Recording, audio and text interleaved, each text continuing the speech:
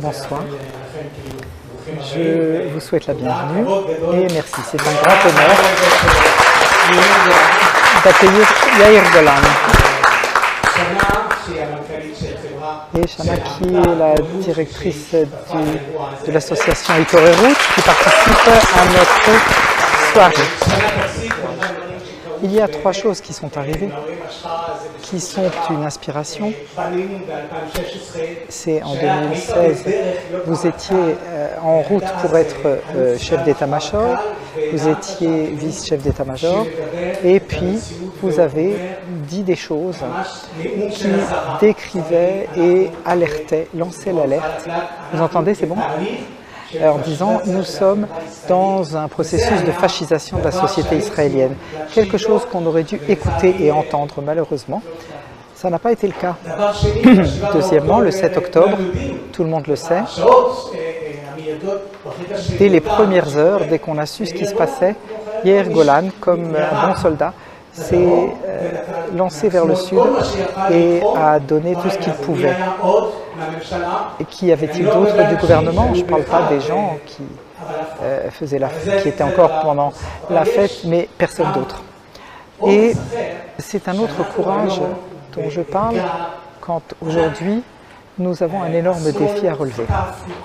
La gauche a été écrasée, torturée. La gauche s'est dispersée, s'est affaiblie. Et aujourd'hui, eh bien, nous allons pouvoir vous entendre ce qu'est votre vision.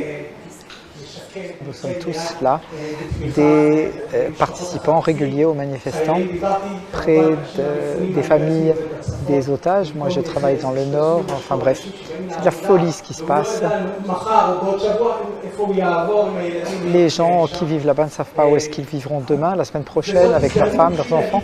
Bref, je voudrais dire encore quelques mots sur le groupe ici. C'est un groupe de Français qui sont en fait des Israéliens francophones.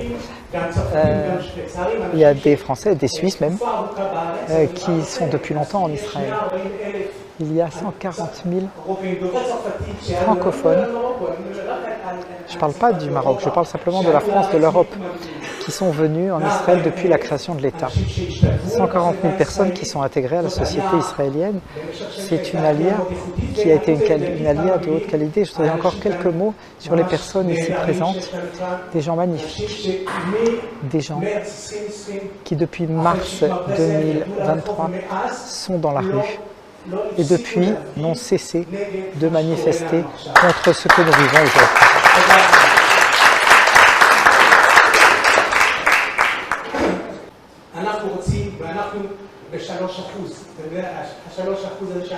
Nous sommes les 3%, un petit groupe d'influence qui peut faire le changement et amener le changement. Nous voulons être ici, mais surtout demain, dans ce processus, mais aussi dans la reconstruction de la société israélienne. Il nous faut toutes les forces nécessaires et je pense que les gens ici feront partie de ceux qui reconstruiront la société israélienne. Voilà. Bonsoir à tous. Je suis Shana Orlik. Je suis venue en Israël il y a 10 ans. Ça a été un choc parce que j'ai compris, quand j'ai grandi avec les valeurs de la gauche sioniste, ce qui était important, c'était mettre l'être humain au centre. Israël, dans le judaïsme, dans le social.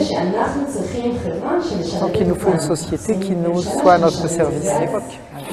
Et on a décidé de créer ensemble le mouvement Itorerut, mouvement citoyen pour promouvoir nos valeurs dans la société civile. Et j'ai été heureuse de pouvoir être aux côtés de Yair. Il est pour moi ce qui manquait à la gauche israélienne depuis longtemps. Yair a été élu il y a quelques semaines comme chef du Parti travailliste et il fait avec beaucoup de courage des mesures dans notre camp pour convier tout le monde, pour essayer vraiment d'avoir un renouveau véritable dans notre camp. Alors merci.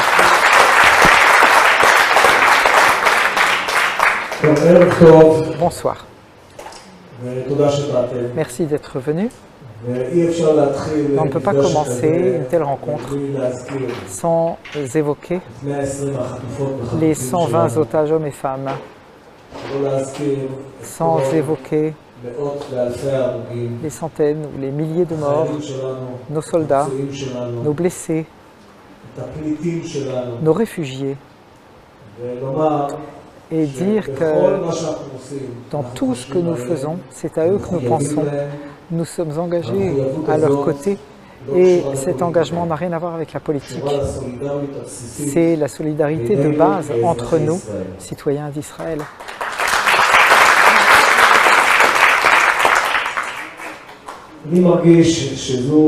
Je sens que c'est le moment le plus critique de mai 1948. Toute ma vie, je me suis battu. Pendant 38 ans, j'ai été soldat.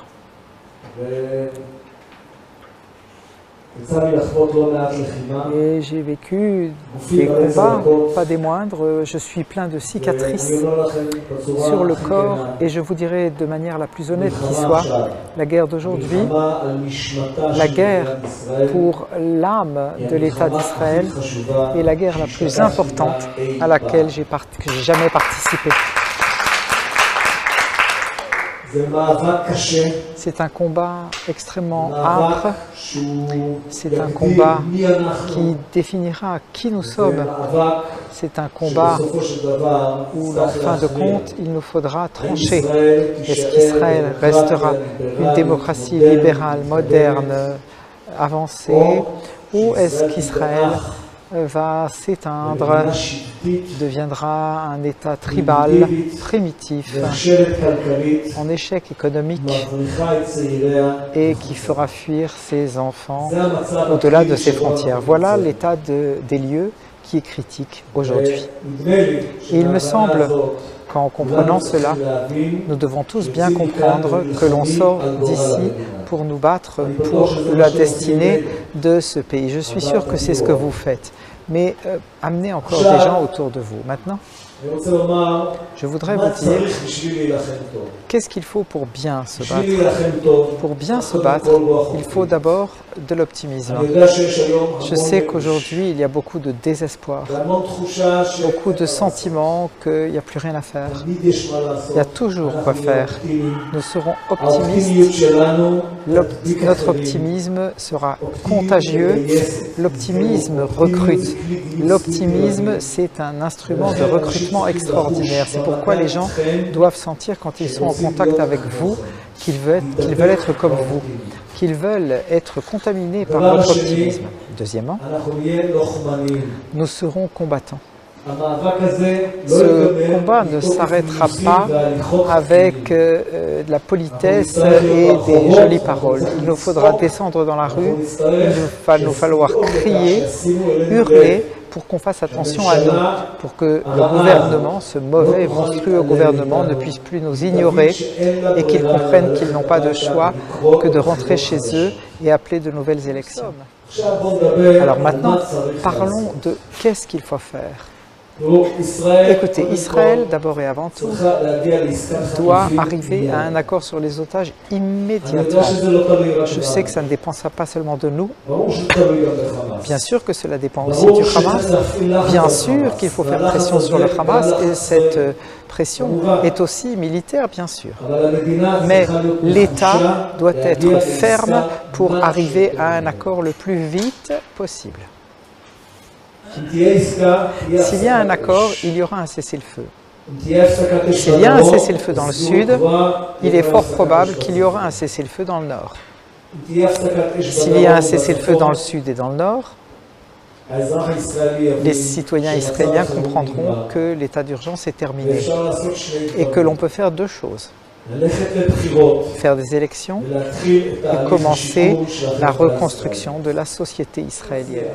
Si nous réussissons à arriver à un accord et qu'il y a du calme dans le sud, nous pourrons enfin et le calme dans le Nord, nous pourrons nous occuper d'abord et avant tout du combat politique pour amener à de nouvelles missions nationales.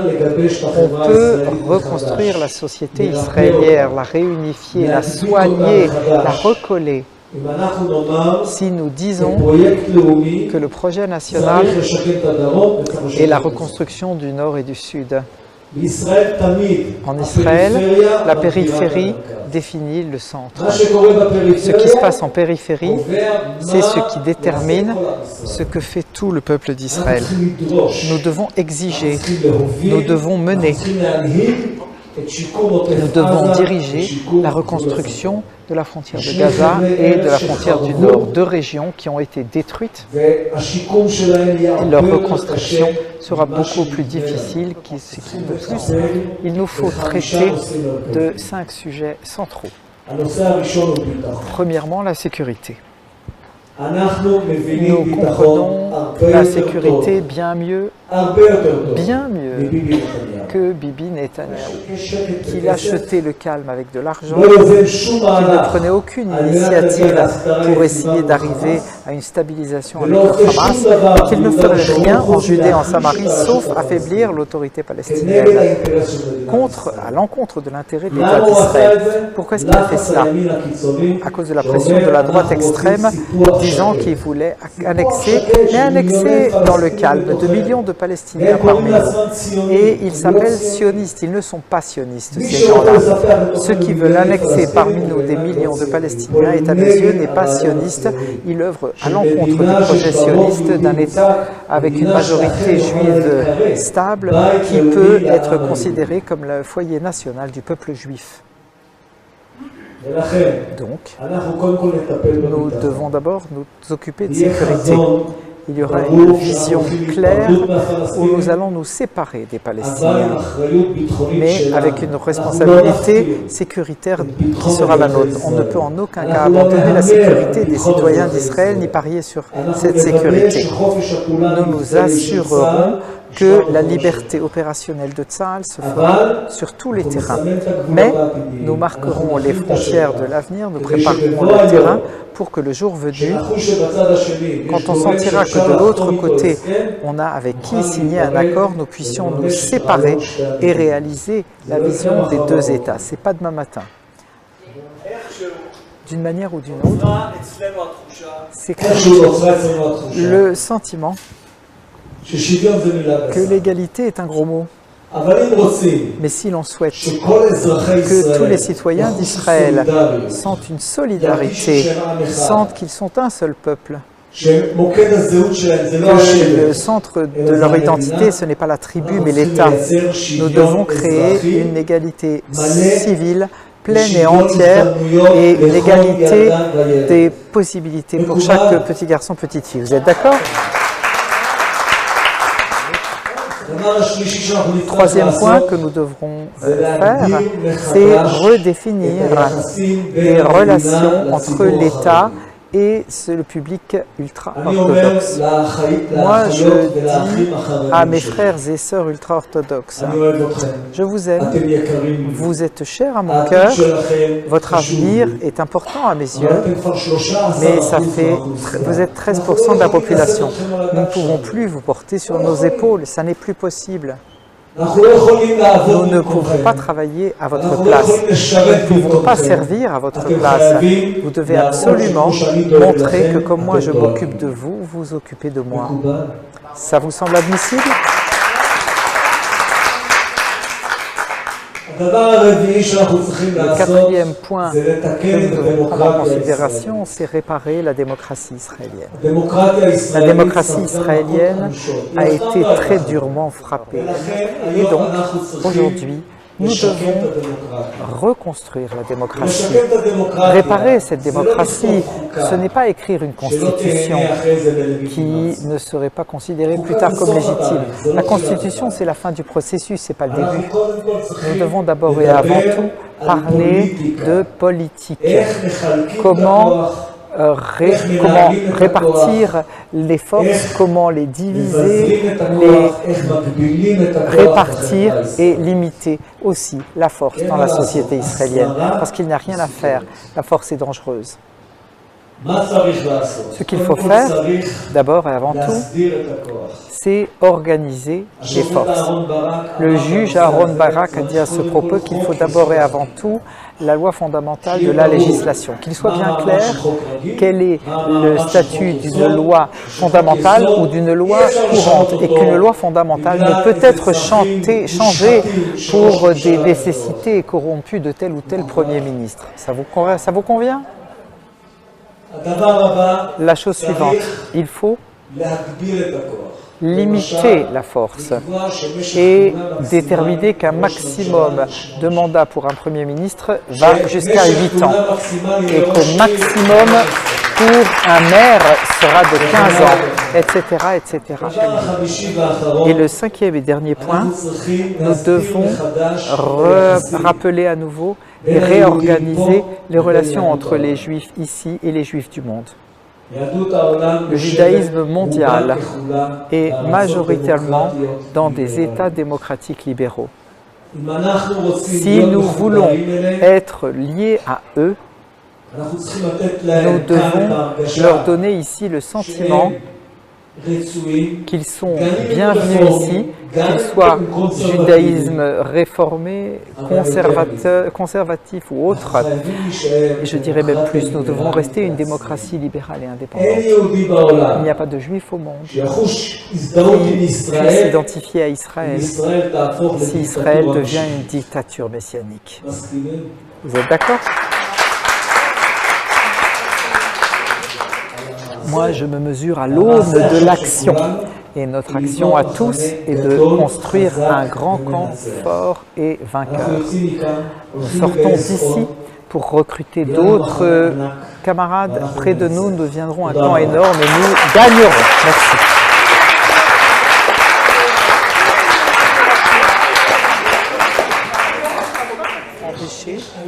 Mais aujourd'hui, parmi les gens que je rencontre,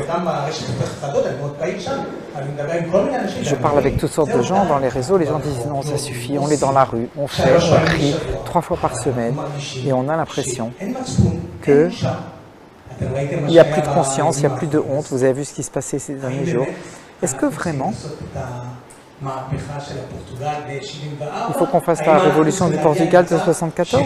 Il faut qu'on fasse une révolution, pas seulement une opposition. Révolution.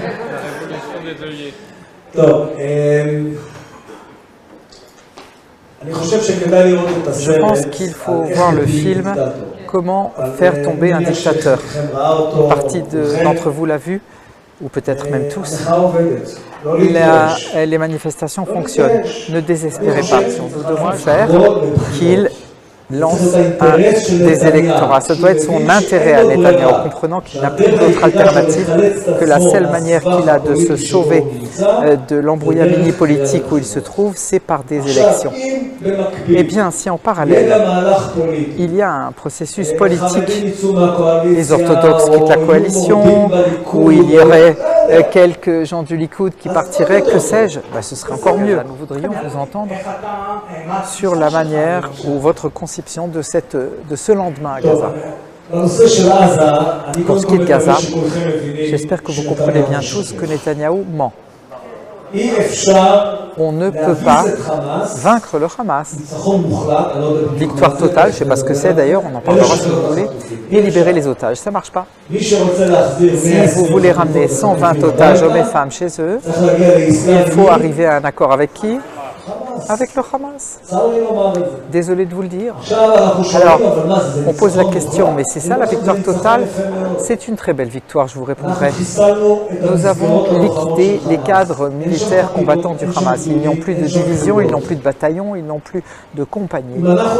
Donc, si nous attendons jusqu'à ce qu'on liquide le dernier terroriste, ça n'arrivera jamais. Nous devons amener à la fin des combats avec un accord sur les otages et ce le plus vite possible. Maintenant, nous devons créer dans la bande de Gaza une alternative au Hamas. Alors c'est où nous prenons les responsabilités là-dessus, ce qui serait une catastrophe nationale. Donc, nous devons convaincre nos alliés dans la région, l'Arabie Saoudite, les Émirats, la Jordanie, l'Égypte et les autres, à participer à la reconstruction de Gaza et construire une alternative au Hamas. L'alternative politique au Hamas demandera une présence même symbolique de l'autorité palestinienne. Aucun État arabe ne se permettra de commencer à s'occuper de la reconstruction de Gaza sans qu'il y ait au moins un tampon cachère de l'autorité palestinienne. On pourra se préparer au prochain défi. Le prochain défi, c'est le défi iranien. Et le défi iranien a des tentacules. Des tentacules en Irak, en Syrie, et bien entendu le Hezbollah au Liban.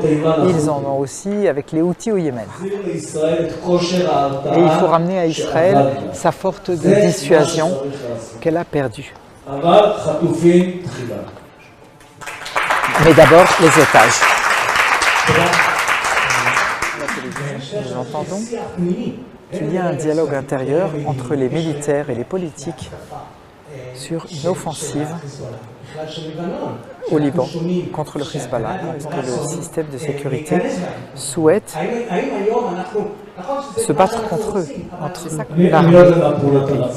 Je ne sais pas quelle est la situation en coulisses. Je peux vous dire juste une chose. On ne peut pas lancer une guerre au Liban avec ce gouvernement-là.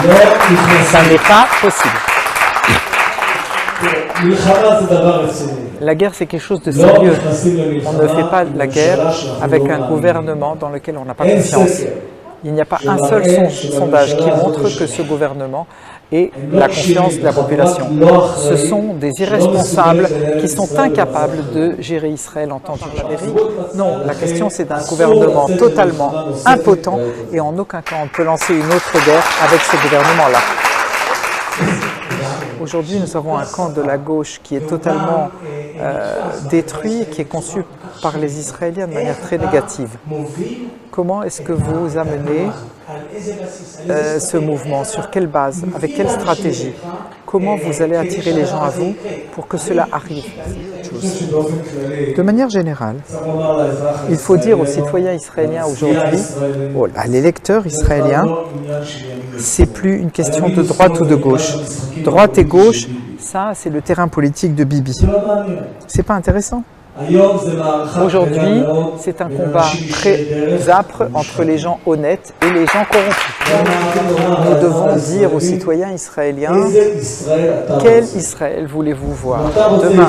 Si vous voulez un Israël qui est le foyer juif national et en même temps un État libre, égalitaire et démocratique, alors venez chez nous. Et je me pose la question, comment est-ce qu'aujourd'hui on peut avancer? Est-ce qu'il y a aujourd'hui la conception de construire un parti démocratique basé sur Avoda, Meretz, et qu'on fasse une fusion entre tous? Alors la coopération technique ou la fusion technique, c'est terminé. Il nous faut un grand camp uni et fort. Vous êtes bien d'accord. Donc, je suppose que d'ici quelques semaines, nous allons déclarer la fusion entre Avoda et Meretz. Et on va avoir un nouveau parti qui va s'appeler les démocrates. Voilà l'objectif pour moi, de construire un foyer politique. Quand vous irez à l'urne et que vous mettrez ce bulletin, ce sera dans la joie. Pendant trop de longues années, nous avons voté comme s'il n'y avait pas d'autre alternative, allez, comme ça, sans joie. C'est terminé ça. C'est un sujet très important pour Israël. L'État d'Israël est le pays le plus cher au monde, ou presque. Et ça fait c'est quelque chose qui depuis des années ne fait qu'augmenter et personne ne fait rien. Et il va y avoir une vague d'Aliyah de l'extérieur qui ne viennent pas aujourd'hui parce qu'on ne peut pas vivre en Israël. Et quand vous venez de l'étranger, la vie est trop chère, c'est très dur pour les gens qui vivent ici. Ce qui est le plus important quand on regarde le coût de la vie, ce qui est le plus important, c'est le coût du logement. Ensuite, c'est tout ce qui concerne les transports. Et ensuite, tout ce qui concerne l'alimentation. Les 3 éléments les plus chers. Il faut traiter de chacun de ces éléments. Le logement. Celui qui contrôle les prix du logement, c'est le gouvernement. Le gouvernement a le monopole sur le terrain. Alors d'abord et avant tout, il faut s'occuper des prix du logement. La deuxième chose, et vous avez vu, ça va en cercle. Vous dépensez de l'argent et vous n'en faites pas rentrer, il faut trouver de l'argent ailleurs. La deuxième chose, c'est ce qui concerne les transports. L'essence est extrêmement chère, les voitures sont très chères. Pourquoi? Pareil, c'est toute la taxation, c'est fiscal. C'est à nouveau ce même cercle. Pour réduire les revenus de l'État par les impôts, il nous faut une population productive qui produise de manière fertile. Donc David ne l'a pas évoqué.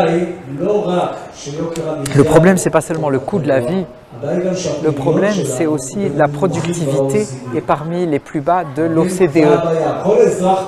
Chaque citoyen produit beaucoup trop peu en moyenne et donc il n'y a pas suffisamment de création de richesse.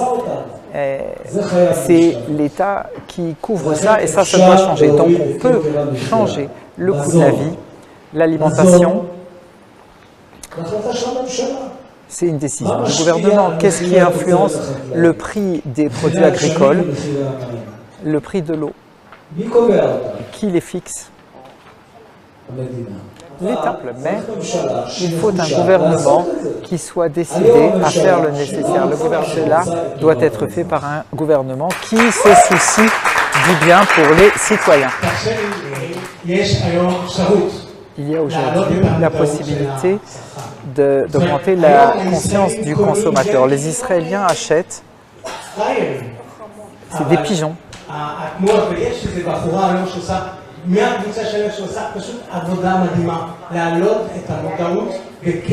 Il faut qu'il y ait une prise de conscience parmi les consommateurs pour commencer à... Vous avez raison. Nous allons vers une période économique très dure. Pendant cette période, comme dans tout État qui doit se remettre d'une crise, nous devrons avoir une intervention gouvernementale importante. C'est comme ça que les États-Unis sont sortis des crises économiques dans les années 30, tous les États européens après la Seconde Guerre mondiale de la même manière. Un interventionnisme du gouvernement et un État social moderne. C'est ça qu'il va falloir faire. Je ne vais pas dire que c'est facile ni simple, mais il faut décider que c'est ça qu'on fait. Il faut une véritable vision pour le peuple juif. Et je suis dans une drôle de position. Je suis le seul qui en parle depuis des années. Pourquoi?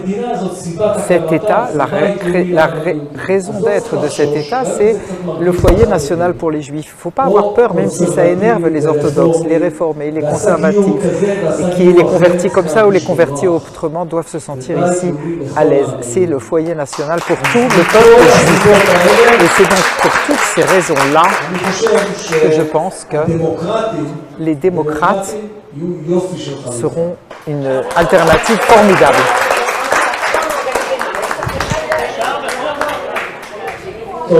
Merci beaucoup.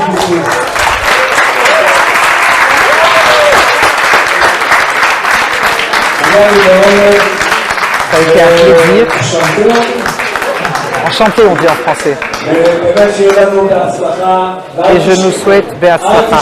Et n'oubliez pas, optimisme, combativité, et soyez des amis les uns envers les autres.